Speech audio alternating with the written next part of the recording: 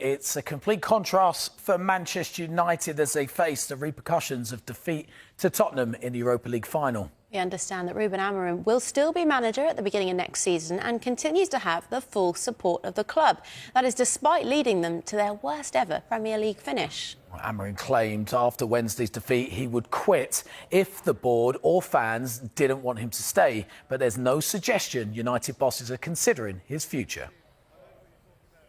So that means Amorim will be heavily involved in the club's rebuild this summer. It's reported he'll have around £100 million in the transfer market. However, that defeat in Bilbao and missing out on Champions League football means United potentially missed out on up to another £100 million in extra revenue for the club.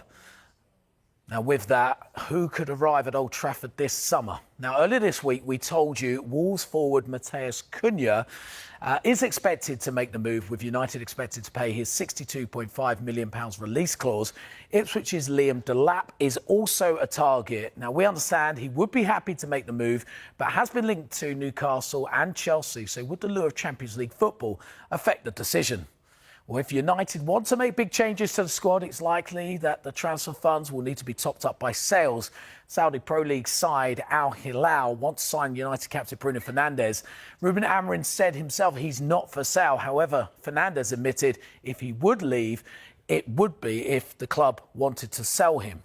Now, one player who has an uncertain future is Alejandro Garnacho. Now, he said, we'll see what happens next after being a substitute in the Europa League final. Chelsea and Napoli were linked with the winger in January.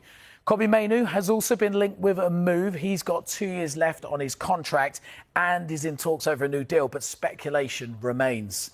Now, with United making moves to sign attacking players, what does the future hold for these two, Rasmus Højlund and Joshua Zirkzee? Well, they've both struggled for goals, and there are reports claiming clubs in Italy are interested.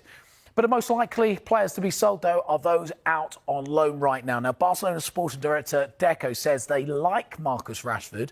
Rashford will make a decision on his future at the end of the season, but wants to play Champions League football. And what about these two? Come up here. Now, Chelsea have an obligation to sign Jadon Sancho, but could pay £5 million for him to return to Manchester United instead, while Antony has been in great form since joining Real Betis on loan.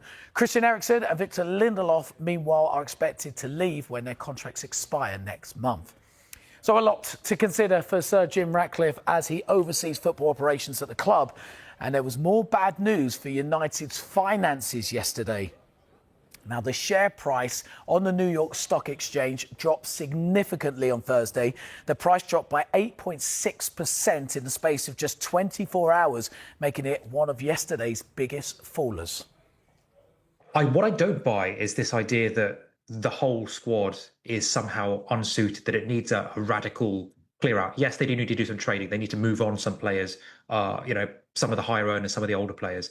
But if you look at players who United have let go in the last couple of years, guys like Scott McTominay, who's now thriving at Napoli, Aaron Wan-Bissaka at West Ham, Antony, who's had such a good season at Betis, and Rashford, actually, at Aston Villa. The problem is not the players. The problem is the culture that they're steeped in. Something in that club is making them underperform, and that has to be cultural, and cultures take years to change. If we're being realistic about it, it's not like they're going to change the full starting 11. There's absolutely not the funds to do that for a start. I think there's quite a few players that either need to up their game or they need to be changed. They need some competition. Would Rasmus Højlund benefit from having someone like Liam Delap coming in and forcing him to fight for his place? I wouldn't expect there to be wholesale changes, but a lot of that will depend on how successful they are in managing to get players out. They've got this £100 million budget that they can spend, which should be able to get them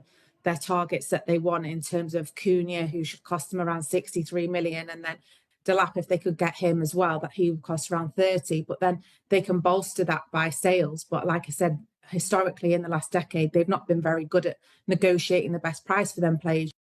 Manchester United are reportedly preparing for a dramatic fire sale this summer following their crushing Europa League disaster in Bilbao.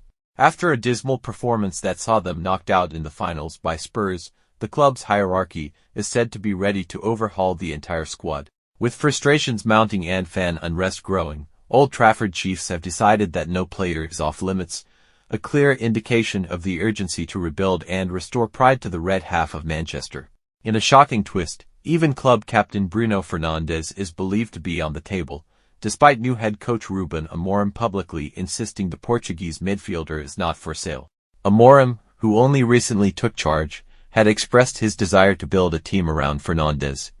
However, insiders suggest the board is prioritizing financial flexibility and a fresh squad direction over sentiment. This could lead to a high-profile departure if the right offer comes in, especially with European giants monitoring the situation closely. The decision reflects deeper issues at the club, where years of underachievement and questionable transfer policies have taken a toll. Manchester United's failure to qualify for the Champions League has further intensified the need for change, both financially and competitively. With losses projected to exceed £100 million, United are desperate to raise funds and reduce a bloated wage bill. The coming transfer window may mark one of the most radical reshuffles in the club's modern history,